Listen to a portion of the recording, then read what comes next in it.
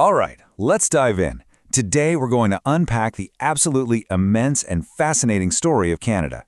I mean, it's this epic tale of vast landscapes, incredibly diverse peoples, and the centuries-long journey it took to forge a single modern nation. So how do we even begin to answer that?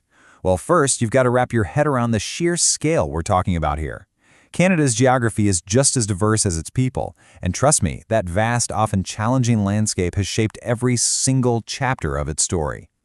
Just look at that number. We're talking 3.8 million square miles. That's huge. It spans 6 time zones. Think about it. From the temperate rainforests out on the Pacific coast, all the way to the frozen tundras of the Arctic. This incredible landscape was the stage for a human story that started thousands and thousands of years ago. Okay, so where does it all begin?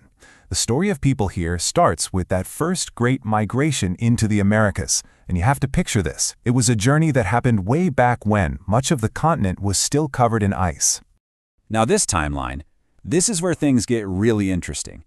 It shows something a lot of people don't realize.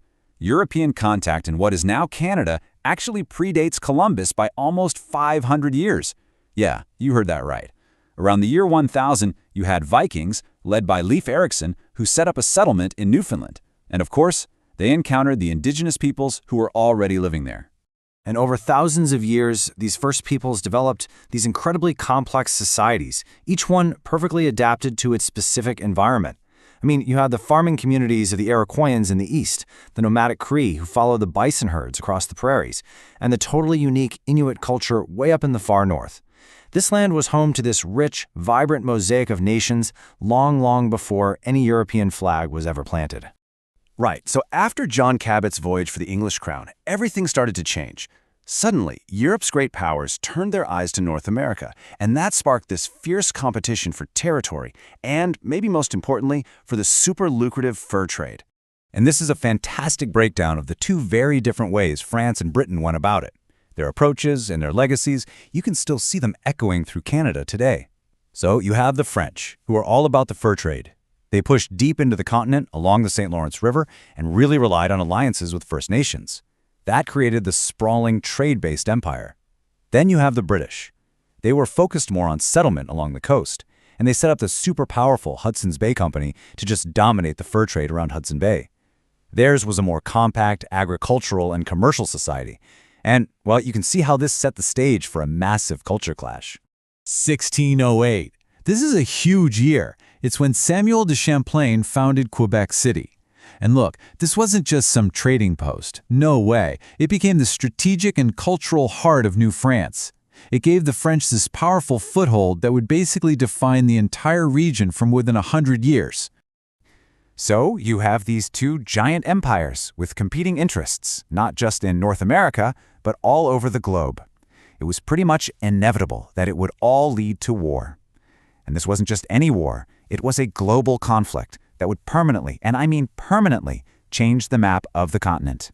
And that rivalry, it all came to a head in 1759. The place? The Plains of Abraham. This was the decisive battle. In this incredibly bold move, British forces actually scaled the cliffs outside Quebec City, and they took it. That one battle just shattered French control in North America. A few years later, by 1763, it was official. France handed over all its Canadian territories to Britain. Okay, so France is out of the picture. But now Britain has a brand new and really complicated problem on its hands. What do? How do you govern this huge territory that's already home to a large, established French-speaking Catholic population? And the decision they made was a pivotal moment. They chose to accommodate rather than assimilate. Think about that. By protecting the language, the religion, and the civil laws of the French-speaking population, the British essentially laid the groundwork for Canada's future as a bilingual and multicultural nation. Now, don't get me wrong, the tensions between these two cultures would continue to shape Canadian politics for centuries, but this was the start. Then, a whole series of conflicts and upheavals really starts to forge this uniquely Canadian identity, one that's different from Britain, but also different from the United States. You have the American Loyalists fleeing the Revolution, which strengthens the English-speaking population. Then the War of 1812 helps create some unity against a common enemy to the south. And finally, internal rebellions spark the first real calls for democratic self-government. And this growing desire for self-rule, it's what sets the stage for Confederation.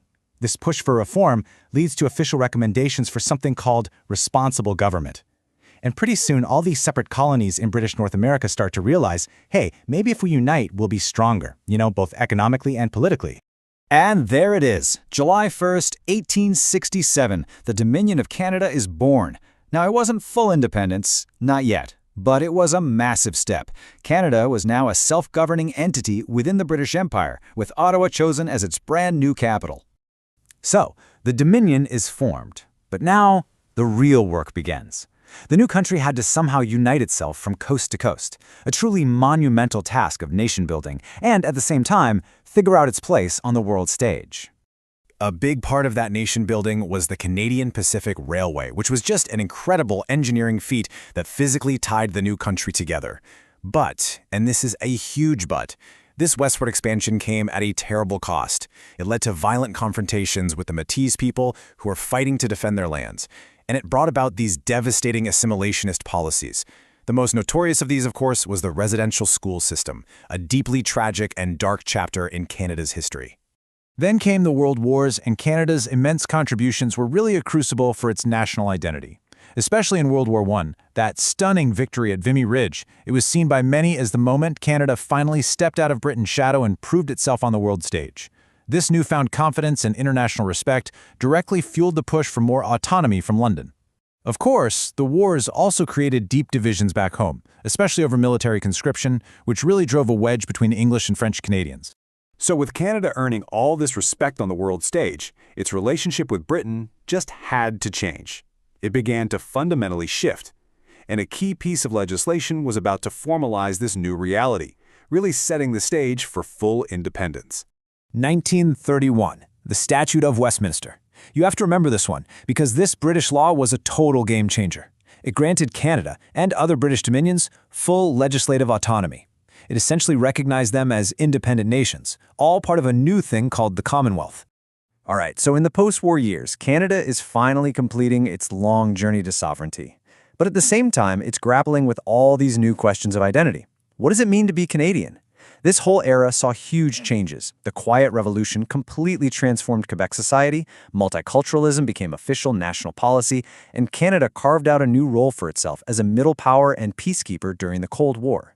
So after all these decades of progress, and a really intense period of debate about Quebec's place in the country that even included a nail-biter of a referendum on sovereignty, the very last formal, legal tie to the British Parliament was about to be cut, for good.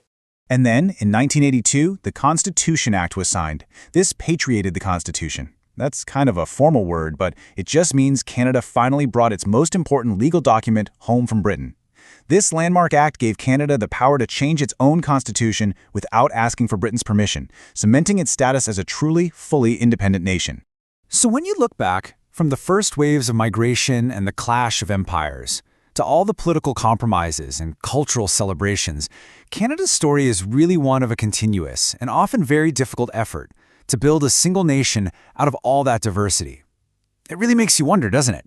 What challenges and what triumphs are going to define the Canada of tomorrow?